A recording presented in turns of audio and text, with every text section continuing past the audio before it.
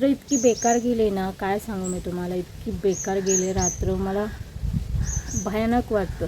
म्हणजे अजिबात मी झोपले नाही. कंटिन्यू त्याच्याच मागं, कंटिन्यू त्याला म्हणजे मांडीवरच घेऊन होते. मांडीवरच त्याला औषध दिलं आणि सारखा रडत होता तो. अजिबात म्हणजे शांत बसत नव्हता. त्याला घेऊन इतकी रडत होते ना मी घेऊन, म्हणजे मला काय करू ना ते सुचतच नव्हतं. हॅलो सगळ्यांना, नमस्कार. तर परत एकदा माझ्या चॅनलवरती सर्वांचं स्वागत करते. आणि आज व्हिडिओ बनवायची इच्छा नव्हती, पण काय करणार, बनवावं लागतं आहे. कारण सकाळी पण मी व्हिडिओ टाकला नाही, म्हणजे व्हिडिओ बनवलाच नाही. कारणच असं आहे, खूप टेन्शनमध्ये आहे सध्या. कारण इतके वाईट दिवस आलेत ना आमच्यावर, खूप वाईट परिस्थिती आहे सध्या चालू. तर म्हणजे सगळे आजारी पडलेले व्हिडिओ टाकतच होतो, तुम्हाला माहिती आहे. तर मिस्टर पण आजारी, त्याच्यात माझी पण तब्येत, मला बरं वाटत नव्हतं. त्यानंतर वैभव पण आजारी पडली, ती पण खूप आजारी पडली. म्हणजे कंटिन्यू 4-5 दिवस ती झोपूनच होती. तिचा ताप उतरतच नव्हता. मग तिला परत दवाखान्यातून आणलं. तर थोडा म्हणजे 1-2 दिवसांनी ताप तिचा उतरला आणि त्यानंतर मग परत खोकला चालू झाला. मग परत खोकल्यासाठी म्हणजे औषध आधीची संपलेली, मग परत तिला घेऊन जायला लागलं दवाखान्यात. मग डॉक्टरने खोकल्याचे औषध दिलं, ते अजून चालू आहे, तिला आता कमी झालं आहे. त्यानंतर मग मिस्टरांची तब्येत बिघडली. ते इतके सिरियस झाले की ताप, सर्दी, खोकला सगळं एकदाच. ते पण झोपून होते 2-3 दिवस, ते पण झोपून होते. सगळं काय ते मीच केलं. म्हणजे मला पण त्रास खूप होत होता, कारण बारक्याला पण घ्यायला लागत होतं, प्लस घरचं काम करायचं त्याला घेऊन, आणि सगळ्यांचं जेवण खावण करायचं. हे सगळ्यातून ना 2-3 दिवस मी थकून गेले आणि मला पण चालू झालं. मला पण ताप, थंडी एकदाच, म्हणजे दुपारी अचानक मला त्रास चालू झाला.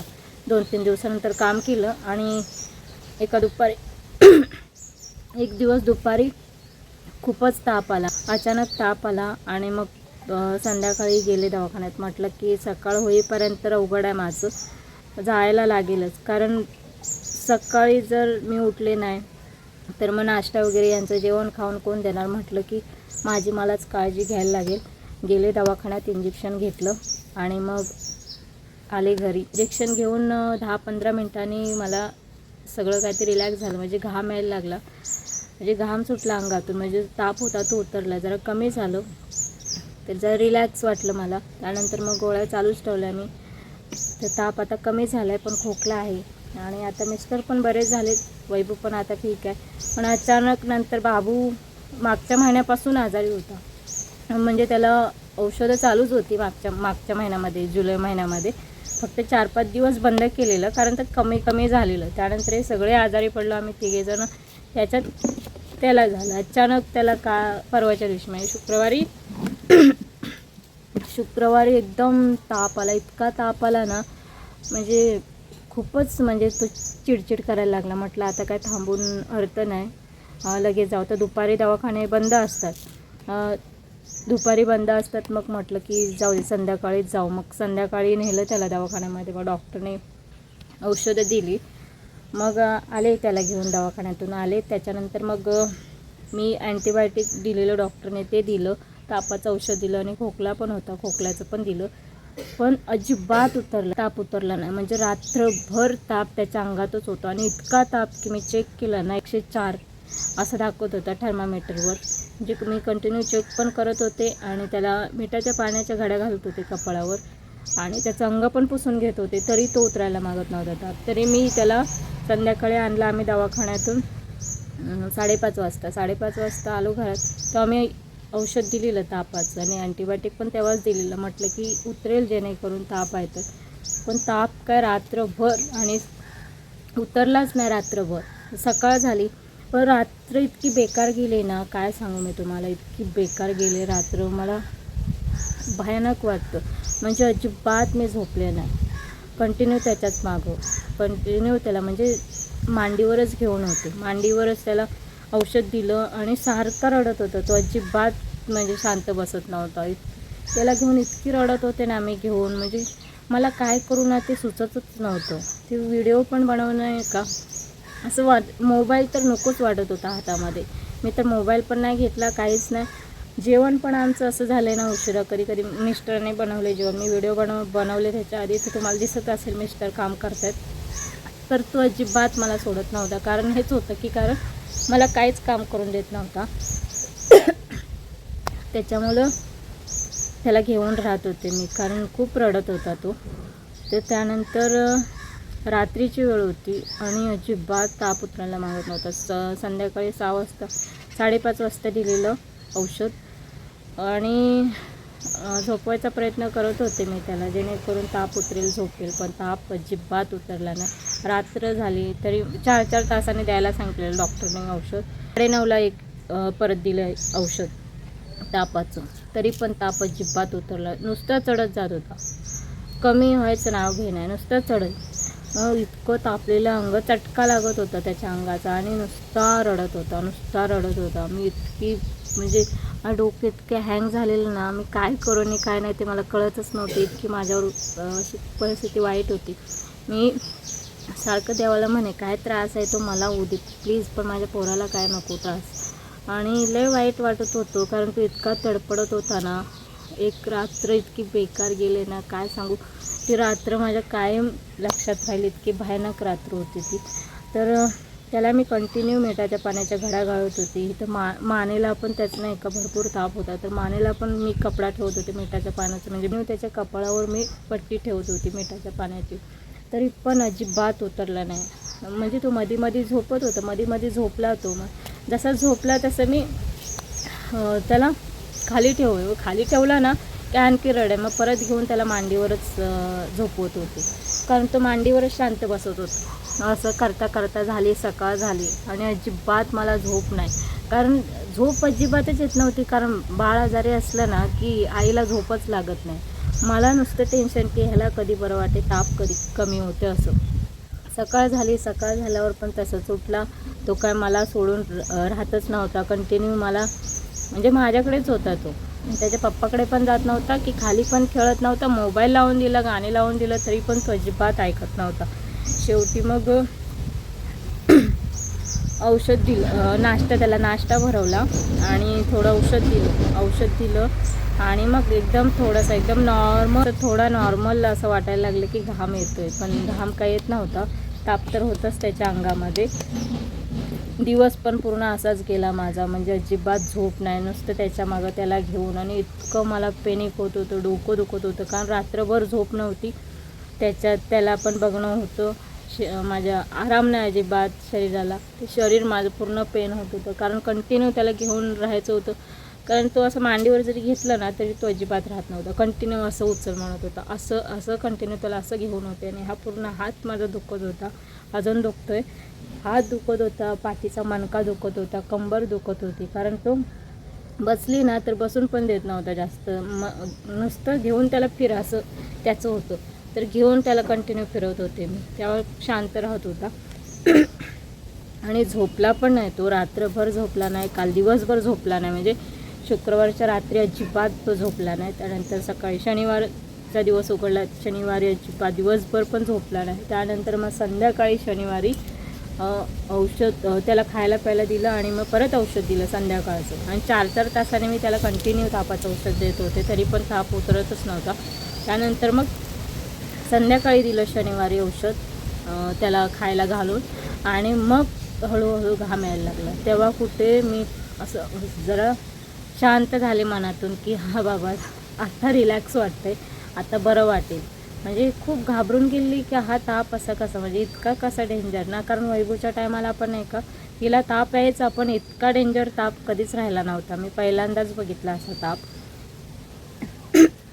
आणि सध्या व्हायरल इन्फेक्शन भरपूर आहे ना, त्याच्यामुळे नाही का लहान मुलांना लई त्रास होतो आहे, तर जपा तुम्ही पण लहान मुलांना. तर वैभूला पण नाही का ताप वगैरे आला ना, मी मिठाच्या पाण्याच्या घड्या घालायचे, औषध द्यायचे. औषध दिल्यानंतर नाही का थोड्या वेळाने ताप उतरत होता. घाम आला ना की अंग पूर्ण थंड होत होतं, म्हणजे ताप पूर्ण कमी होत होता. पण तसं काय झालंच नाही. ताप 2 दिवस होता आणि इतकं पिडलं. कालचा जो दिवस होता पूर्ण माझा रडण्यात गेला आहे. मी म्हणजे दिवसभर रडत होते मी त्याला घेऊन, आणि डोकं आपटून घेत होते. मिस्टर सारखे माग म्हणजे बघत होते मला की काय करते अशी, गप होईल नाही, तेवढं नको टेन्शन घेऊ. त्यांना असं वाटतं मला त्रास होतो म्हणून रडते की काय, पण मला जो त्रास होतो मला त्याचं घेणं देणं नव्हतं. पेन भरपूर होतं माझ्या बॉडीमध्ये, खूप त्रास होत होता मला. पण मला एकच होतं की माझ्या पोराला बरं वाटू दे, कारण तो त्याचा चेहरा पण इतका बेकार झालेला त्या तापामुळं आणि कंटिन्यू रडत होता. असं तडपडतो कसं असं होत होतं की माझं बाळ खूप तडपडतं असं मला ते फील होत होतं आणि खूप तडपडत होता तो त्या त्रासामध्ये. तर ते मला बघवत नव्हतं, त्याच्यामुळे मी खूप रडत होते. म्हणजे पूर्ण दिवस माझा का रडण्यातच गेला. तरी त्याच्यातून काय ना काय ते व्हिडिओ बनवून मी टाकला आहे. कारण हा व्हिडिओ बनवण्याचं कारण असं आहे की तुम्ही म्हणाल व्हिडिओ बनवते आणि सारखी बोलते, कारण व्हिडिओ बनवण्याचं कारण असं आहे की मी घरीच असते ना, तर मला पण असं वाटतं की मला पण काहीतरी करायचं आहे. आता भरपूर जणांचे यूट्यूबर आहेत, ज्या गृहिणी आहेत त्यांचे मी व्हिडिओ बघते, किंवा आपले बाकीचे यूट्यूबर आहेत ते लगेच पटकन मोठे नाही झालेले. म्हणजे हळूहळू त्यांनी पण प्रयत्न केले, त्यांनी पण व्हिडिओ बनवले, त्यानंतर त्यांना सक्सेस भेटलं तर करू शकते. ते करतात तर मीही करू शकते आणि मी पण करून दाखवू शकते. आणि मला पण स्वतःच्या पायावर उभं राहायचं आहे. आणि मला पण असं वाटते की माझा पण थोडा हातभार लागावा घरी, कारण मी पण नर्सिंग केलं आहे, पण ह्या 2 मुलातून आणि माझ्या बाळातून नाही का मला जॉबला जाता येत नाही, म्हणून मी घरच्या घरी माझे ब्लॉगिंगचे व्हिडिओ टाकते. मी यूट्यूब चालू केलं आता 2023मध्ये मी चालू केलेलं, पण मध्ये गॅप घेतला 1-1.5 वर्ष. त्याच्यामुळे गॅप पडल्यामुळे प्रॉब्लेम झाला. पण आता मी पुन्हाने उठले आणि पुन्हा मी आता नव्याने व्हिडिओ टाकते. तर प्लीज तुमची साथ पाहिजे मला, तुमचा सपोर्ट पाहिजे. तुमचा सपोर्ट असेल तर मी काहीतरी करेन आयुष्यामध्ये. तर जे माझे व्हिडिओ आहेत ब्लॉगिंगचे त्याला प्रेम द्या तुम्ही. आणि एक गोष्ट सांगायची आहे तुम्हाला की माझा सकाळचा टायमिंग होता 8 वाजता, तर मी आता 8 वाजता नाही टाकणार आहे व्हिडिओ, मी संध्याकाळचे व्हिडिओ टाकणार आहे. माझे व्हिडिओ संध्याकाळी 6:45 नाही तर 7 वाजता माझा व्हिडिओ येणार आहे. म्हणजे दररोजचे येणार आहेत. लॉंग व्हिडिओ जे आहेत ना माझे ते 6:45 वाजता नाही तर 7 वाजता येतील. आणि मिनी ब्लॉग पण आहे ते मी संध्याकाळीच टाकणार आहे. दुपारचं टाकायचे टायमिंग होता दुपारचा, पण ते शक्य होत नाही, कारण कामं पण करायची असतात, बाकीच्या पण गोष्टी असतात, त्या सगळ्या मॅनेज करून संध्याकाळी मग म्हणजे टाकायला जमेल असा मी टायमिंग चूज केला आहे. तर प्लीज सगळ्यांनी प्रेम द्या व्हिडिओला. व्हिडिओ प्लीज तुमचा वेळ काढून माझे व्हिडिओ पहा आणि लाईक करा व्हिडिओला. तुम्ही लाईक केलं तर तितकाच मला सपोर्ट भेटेल. तर इथे बघ अगरबत्ती, तेवढंच सांगायचं आहे की मी पण मेहनत करते, मला पण सपोर्ट करा. तुमच्या सपोर्टची खूप गरज आहे. तुम्ही सपोर्ट केला तर मी आणखीन चांगलं काम करेन. आणि माझे ब्लॉगिंगच असणार आहेत, घरातले व्हिडिओ असणार आहेत, ते बाहेर गेले सगळ्या प्रकारचे व्हिडिओ असणार आहेत, ट्रॅव्हलिंग, कुकिंग वगैरे सगळे काय ते माझ्या चॅनलवर व्हिडिओ बघायला मिळतील तुम्हाला. तर प्लीज मला सपोर्ट करा, तुमच्या सपोर्टची खूप गरज आहे. आणि 1-2 दिवस असं वाटले की नको काय करायला नाही का, म्हणजे इतकं माझ्यावर म्हणजे मी कंटिन्यू 2 दिवस रडत होते. कारण असं आजारी असलं ना, आपलं बाळ आजारी असलं ना, आणि एकतर तो लहान आहे खूप, म्हणजे आता 8वा महिना चालू आहे त्याला, म्हणजे इतका त्रास 8व्या महिन्यातल्या बाळाला होतो तर किती त्रास होत असेल. आपल्याला त्रास झाला, तापाने आला तर आपल्याला किती त्रास होतो, तर त्यांना किती त्रास होत असेल. तर खूप वाईट वाटत होतं. 2 दिवस पूर्ण मी रडतच होते. काही माझ्यावर काय बेतत होतं, खरंच खूप वाईट परिस्थिती होती माझी त्यावेळी. तर असो, सगळ्यांना ह्याच्यातून जावं लागते. म्हणजे लहान बाळ सगळ्यांना, ते सगळेजण त्याच्यातून गेले. तर 2 दिवस नाही का मला असा विचार येत होता की नाही हे सगळं थांबवावं, आता व्हिडिओ पण नको बनवायला. असं म्हणजे